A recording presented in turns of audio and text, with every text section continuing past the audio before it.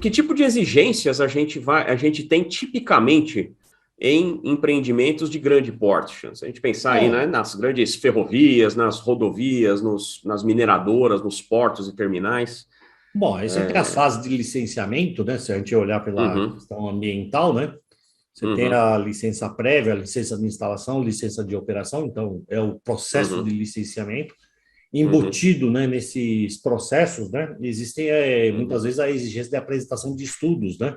Sim. Então, estudos e avaliações de riscos, né, estudo e análise de risco, né, como é chamado lá, por vezes, dependendo do empreendimento, né, Uhum, requer-se também um estudo de análise quantitativa de risco, dependendo uhum, do tipo de uhum, material ou produto que esteja envolvido no uhum, empreendimento, né?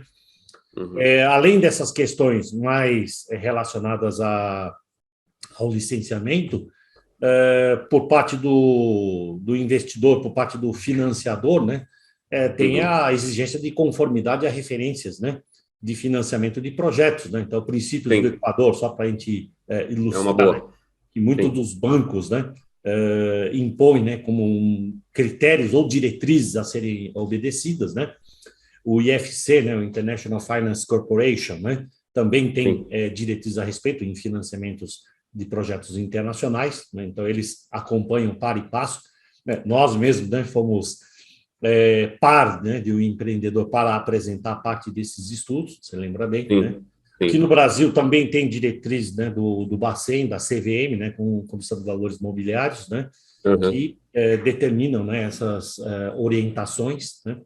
Legal, legal essa parte específica, né, Sean, que é a do financiamento, né, a do dinheiro, ou O seja, dono do dinheiro, né? Onde é que eu é vou apostar? não tem o no money, no fun, agora é no management, no money. Quer dizer, Exatamente. a dificuldade, a dificuldade não, assim, mas né, um detalhe importante do trabalho do gestor de risco, que sempre foi valorizar a gestão de risco, né?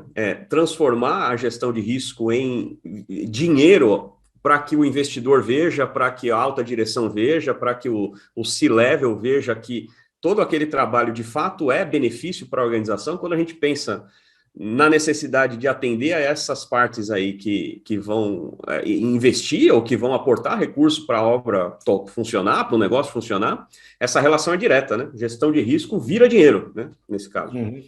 A exigência também pode aparecer em formato de contrapartidas, né? Então, decorrente Uhum, do processo de licenciamento, uhum, né? Então, a construção de um hospital, né? sim, A melhoria, né, na rede rodoviária, né? Na malha, né, rodoviária local, né?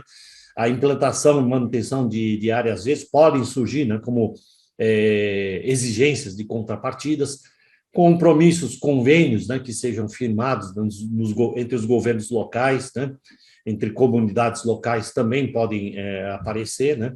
E aí depois mais, voltando para o lado técnico, né, você tem a apresentação, né, de uma documentação, né, como o plano de gerenciamento de riscos, um plano de atendimento a emergências, caso os eventos acidentais ocorram. Claro que uhum, isso não fica só no plano, né, na documentação.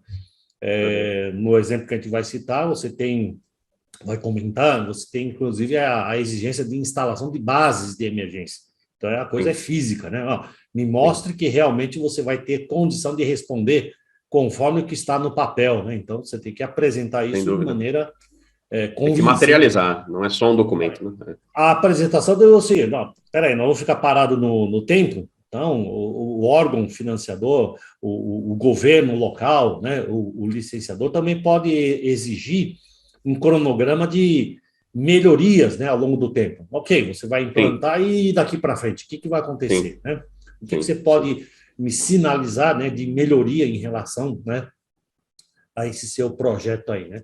E aí são os mecanismos de auditorias, Uhum, do diligência que pode acontecer, aí são outras partes interessadas, né, que sim, surgem, né, em sim, solicitar essas medidas de verificação ou de constatação, né, sim, e até mesmo, né, do ponto de vista como exigência, né, o levantamento de passivos, né, sejam eles trabalhistas, ambientais, né, sim, socioambientais, né, ou coisas sim. relacionadas, né?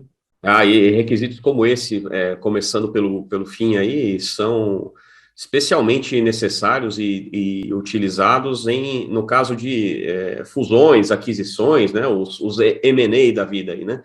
Quer dizer, um investidor ou uma empresa que pretende adquirir uma outra empresa precisa saber onde está colocando o pé, precisa saber onde ele está pisando, obviamente, quando você adquire aquela empresa, você adquire todo o passivo junto, então é necessário ter um inventário, ter um levantamento disso antes que esses grandes negócios aconteçam.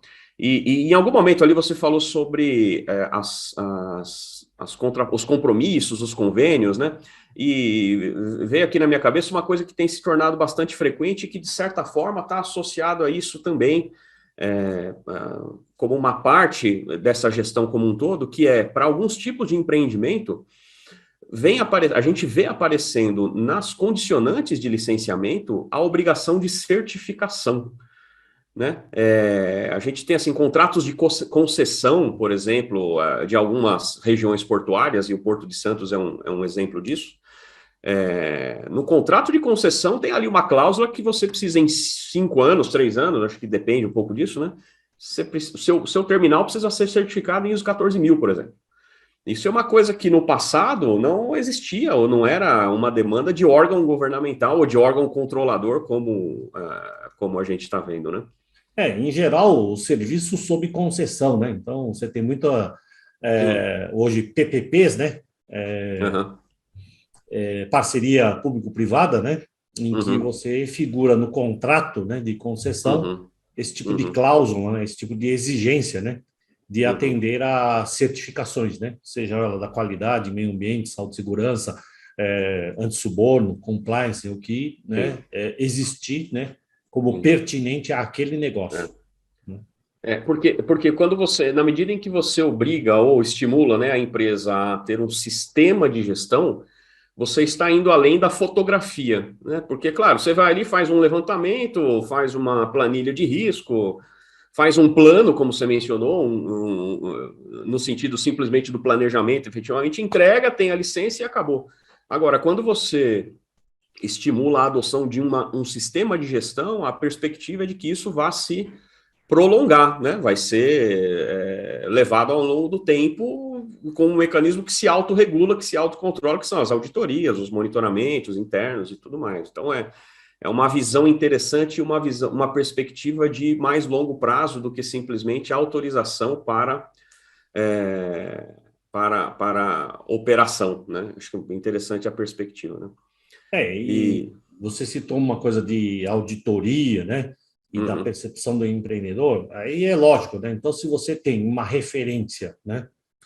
Que é citada como cláusula, como condicionante, como exigência a ser cumprida, né?